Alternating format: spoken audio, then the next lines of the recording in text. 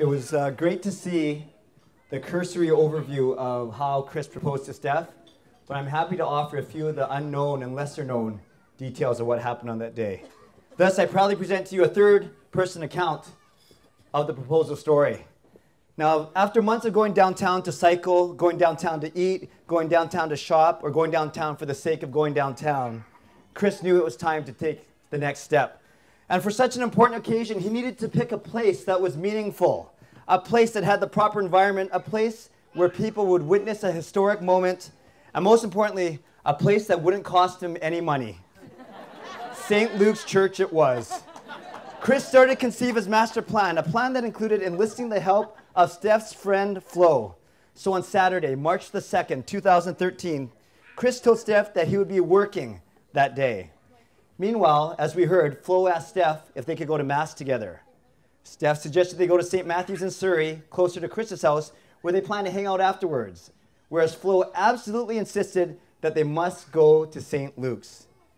Steph happily obliged, and thus they attended the 4:30 Mass together. But they were not alone, as unbeknownst to Steph, her family was there at the same Mass, along with Chris's family. Not to mention Chris, who was not at work, but instead spent the entire Mass hiding behind the organ in the balcony. The attendance of the two families soon became known to Steph, though, because they all came down from the balcony to receive communion. But even so, Steph didn't think too much of it. Perhaps there's going to be an impromptu family dinner at the conclusion of Mass. After Mass, Flo asked Steph if they could spend a few minutes in prayer together. Steph was surprised, yet happy, that Flo asked to stay and pray, as Flo wasn't the most consistent with her Mass attendance, and this was a few months before the Catholics Come Home campaign. In reality, this was part of the plan so that the friends and family could make their way down, as you heard, from the balcony to the front of the church. Now, after a few minutes of prayer, Steph immediately started to get a little bit restless. She thought to herself, man, I'm happy that Flo wants to pray, but come on now, we were just at Mass for an hour. So Steph started to hint to Flo that she was done. She started to blink her eyes repeatedly. She started to give audible sighs like this.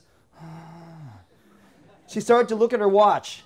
And to make sure that Flo really got the point, she started to look at her watch while sighing and blinking her eyes. Then, Steph noticed that the choir hadn't begun packing up yet. In fact, they were still singing. And this wasn't an extended version of the recessional hymn. This was something different.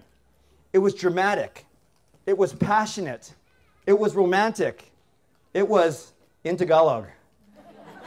Now, to this day, both Steph and Chris have no clue what the name of the song was or what it was even about.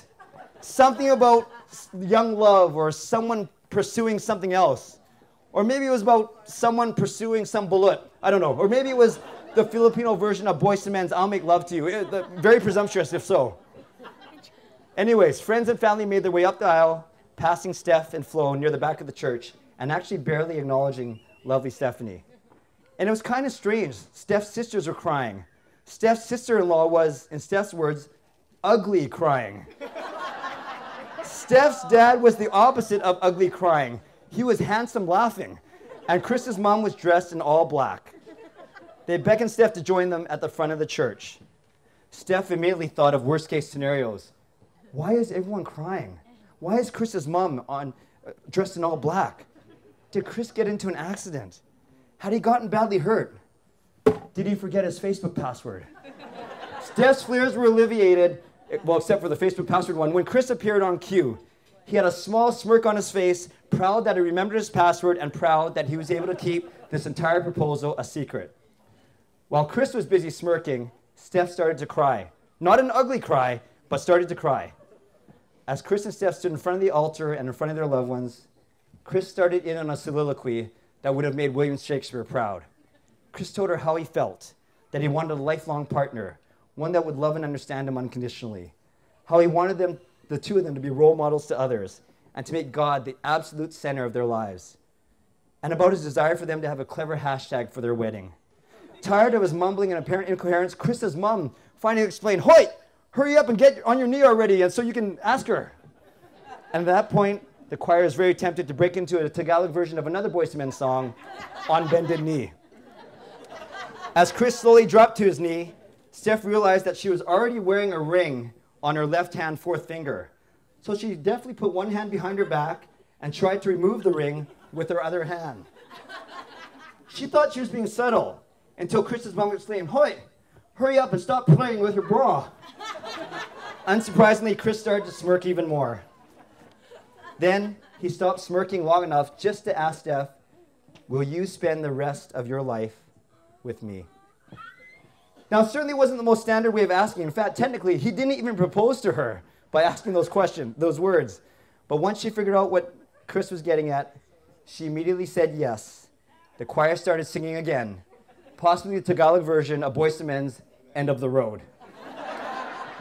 Chris and Steph, your road as single individuals ends today. And now you can look forward to traveling a new road together. That is the road of marriage.